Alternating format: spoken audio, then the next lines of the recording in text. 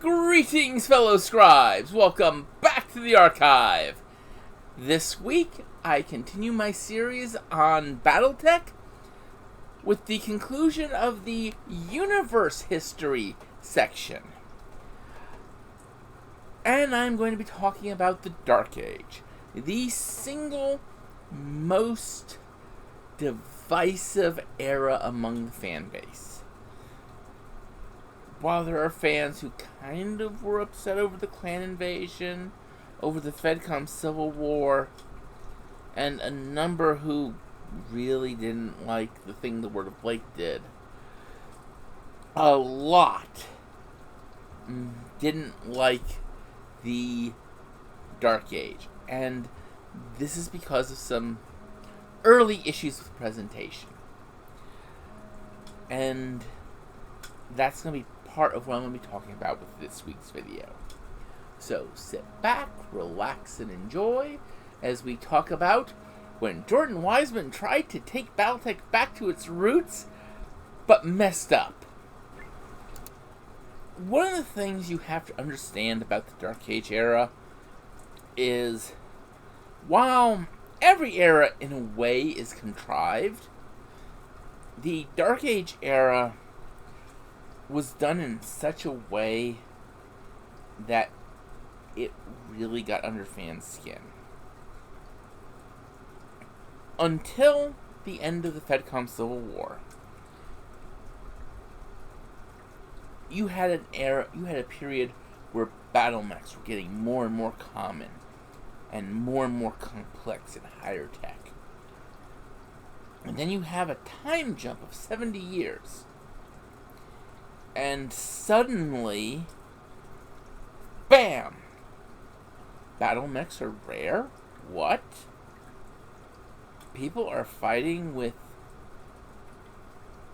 machine guns and rockets strapped to industrial mechs? Huh? How's that happening? What's going on? What happened? And, well, let's face it, there were some PR stumbles right out the gate. But what was going on was Jordan Wiseman was starting a new set of rules for Battletech. Well, actually, Mech Warrior. He was using the Click E-style bases used in his other game, Mage Knight, because FASA had closed at this point, and Jordan Wiseman, one of the founders of FASA, one of the creators of Battletech, had bought the IP for Battletech and was redoing it. And he was wanting to do two things. He was wanting to make it more accessible to new players, and he was wanting to bring it back to its roots. Bring it back to the idea of salvaged mechs, salvaged equipment was a big deal. Because that's how things were when Battletech started during the tail end of the Third Succession War. That was the nostalgia that so many players said that they missed. And so, Wiseman was trying to bring that back. And he failed. However, thanks to first Fan Pro and then Catalyst Game Labs, Battletech has continued, and I personally think has managed to salvage the initial Dark Age and thing that the Word of Blake did and Republic eras. But this is all important because you have to understand what was going on, because this is one of those rare cases where real life, what was going on outside the game, directly impacted how they handled things in the game. Now, as you understand that, let's continue on. So, imagine, if you will, you're coming out of the main portion of the Republic era. Devlin Stone has stepped down. Redburn is the new Exarch of the Republic sphere. And things are going well. Most of the militaries in the Inner Sphere, including the clans, have drawn down. They're not going to be bullying each other or you anymore. The border wars are more back to the old skirmishes, like in the Third Succession War, or even the between war periods. And everything's going good. If you have a world that happens to get attacked, your infantry, vehicles, and a handful of battle mechs, maybe one or two, the knights on a planet, because they always battle mechs, they can hold off whatever's attacking. They can buy time for a military response. You send out the distress call from the HPG to the nearest garrison world. People jump from there. Probably takes about a week, maybe 2 weeks. If it takes longer than that, well, you're either fighting a guerrilla war at that point with the defenders on the planet, or they're doing a really darn good job of drawing the conflict out, keeping away from civilian centers, etc. Well, what happens when things don't work as planned? What happens if you can't send a distress call to the nearest garrison world? What if suddenly every single hyperpulse generator in the Inner Sphere and clans died? Well, okay, it wasn't every single one. It was like 95% of them. There were a handful that still worked, and of that handful, they got attacked by mysterious forces that no one ever really knew who they were. There were no real identifying marks on them, nothing that could ever really help anyone pin down where they came from. These are always one of the great mysteries. Now, there was a computer virus that went around through most of the HPGs, and that's what took them down. And then, ultimately, you had a handful of HPGs that still worked, were still able to send messages. And from those began a sort of method of communication being developed. But it still wasn't as efficient as the HPG network. Ultimately, though, that doesn't matter. Here's what happened. You had groups that, as soon as communication went down, they started splintering off. They started essentially operating as bandit groups, trying to, in some cases, restore order, in some cases, trying to build their own fiefdoms, and in other cases, just trying to make raw money. Banson's Raiders. And that is going on inside the Republic. We don't really know much of what was going on outside of the Republic during this period. We know the great houses and clans were affected, and that they were trying to figure out how to deal with it, and unlike the Republic, they were better organized, and they were actually built and organized to operate in the event of a communications breakdown. The Republic, not so much. And what ended up happening is, inside the Republic, a group of factions, a group of splinter factions, broke away trying to do their own agendas. And eventually, the great houses of the inner sphere figured out, hey, we can do something now. And they started reacting.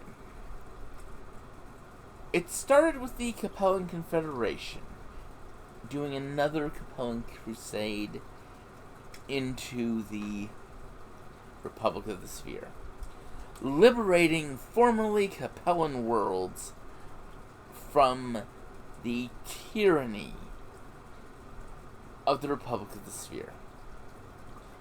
Eventually, the Capellans would reach the point where they wanted it with the Republic and start pushing into Davian space. And they would be driving towards New Avalon. The Combine would eventually send its forces in and absorb the Splinter faction led by Catan Tormark, the Dragon's Fury, into their forces, and they would begin carving their way into the Republic. And then eventually they'd get tired of that, and they'd start pushing into Davian as well, heading towards New Avalon. When we last saw the state of House Davian, Karita and the Capellan Confederation were each a couple jumps away from New Avalon, mustering forces to invade. Steiner was getting ripped apart by the Jade Falcons, who had gone on a rampage. The new Khan pretty much murdered the entire council of blood-named warriors, so that no one else could defy her. And then, of course, allowed blood names of warriors who were absolutely loyal to her. And with that, Malvina Hazen began tearing apart the northern section of the Inner Sphere, being opposed by the Wolves in Exile and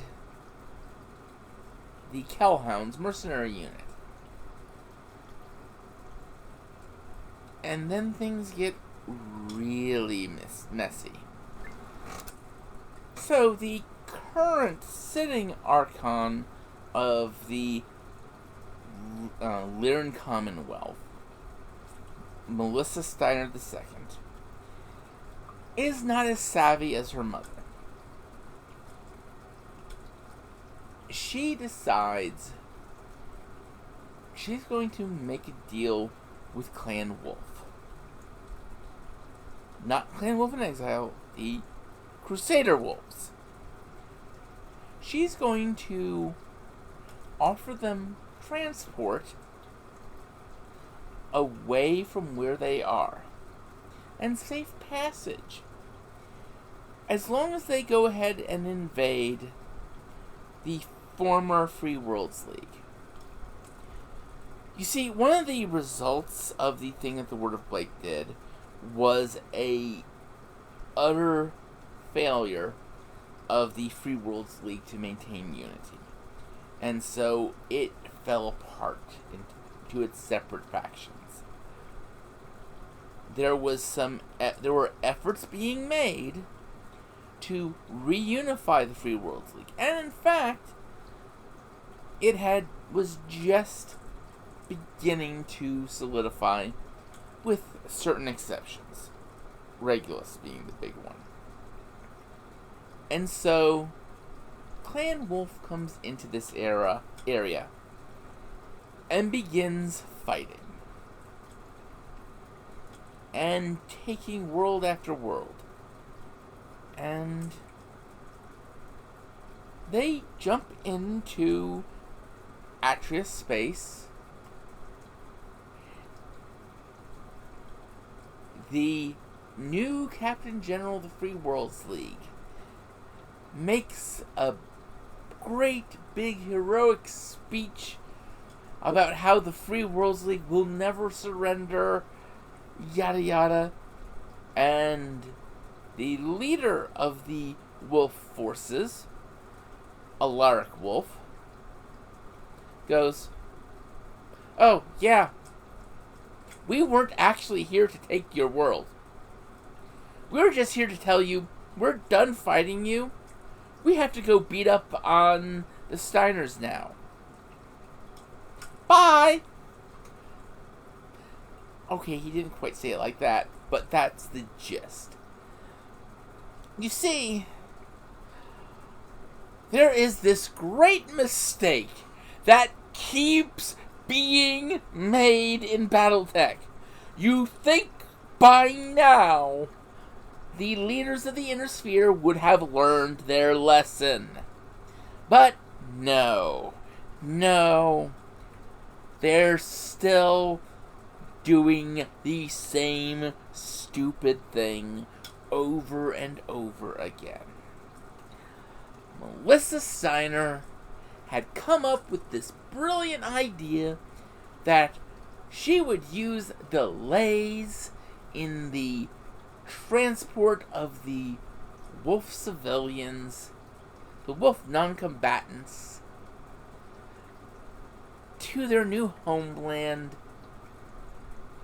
to use them as leverage to make the wolves do what she wanted. Yes, she was holding the wolf civilians hostage, though not in so many words. When the wolves found out,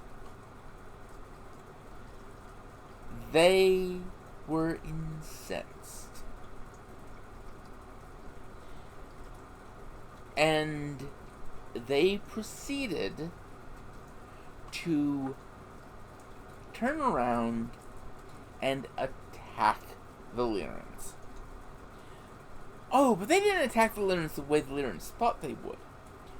You see, here's what the Lyrans had set up.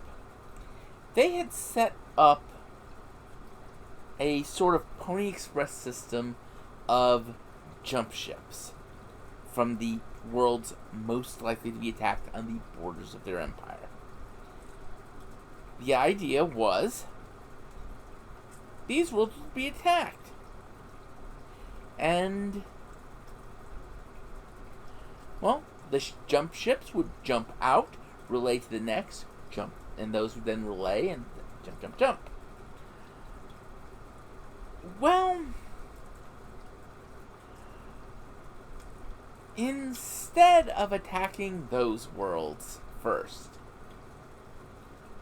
the wolves came in 2 links in the chain in, and then attacked backwards.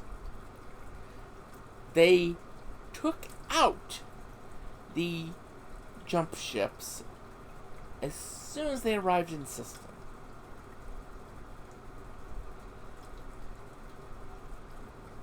And then they took the worlds. And then they began working their way towards Tharkad. Well, Alaric Wolf got to Tharkad about the time Malvina Hazen got to Tharkad. The wolves attacked Tharkad, went solely for the royal palace.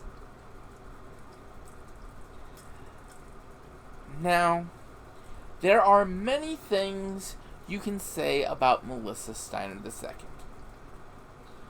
That she was stupid, that she was not fit to rule, that anyone would have been better than her. That she was the epitome of clueless. And many, many worse things. But one thing you cannot say about her was that she did not die like a Steiner. When the elementals broke into the throne room, when the mechs guarding her were taken down, she pulled out a large-bore Steiner-made pistol and was shooting at the elementals until they gunned her down. So she at least died fighting.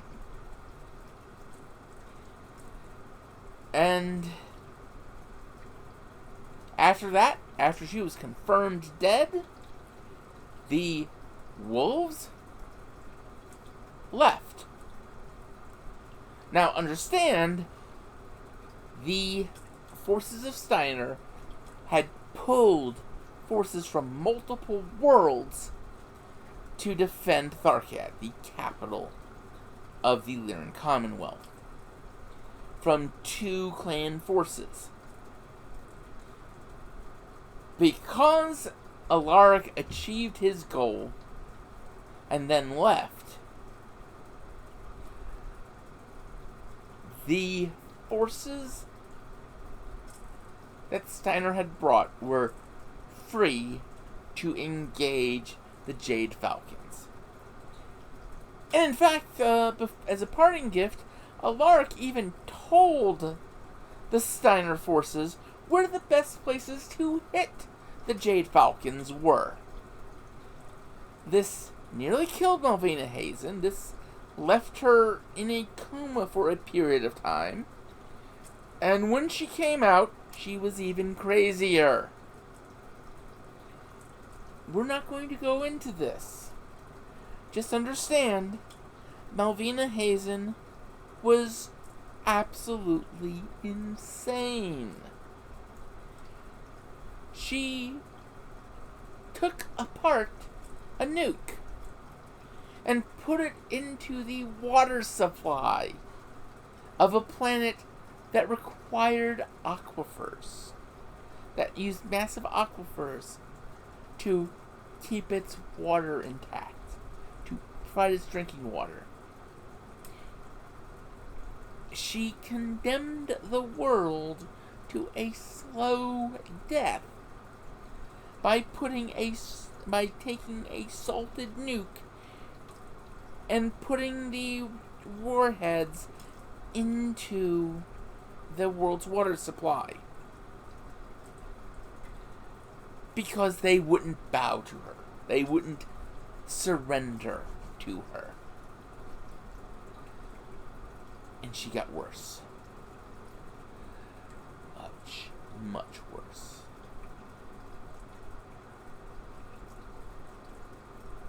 But that is where we end our discussion on the history of Battletech. After this, we move into the uncertain era, where we don't really know what's going to be happening. We've been waiting for these particular books for years. Shattered Fortress came out a couple years ago. We're waiting for the follow-up, Ill Clan, which will lead the way into our next era. Until that point, though, this is the end of the history of Battletech. Next week, I will start talking about the setting. The setting is going to be another multi-part series in a already multi-part series. So until then, I'd like you all to remember to have fun and keep gaming.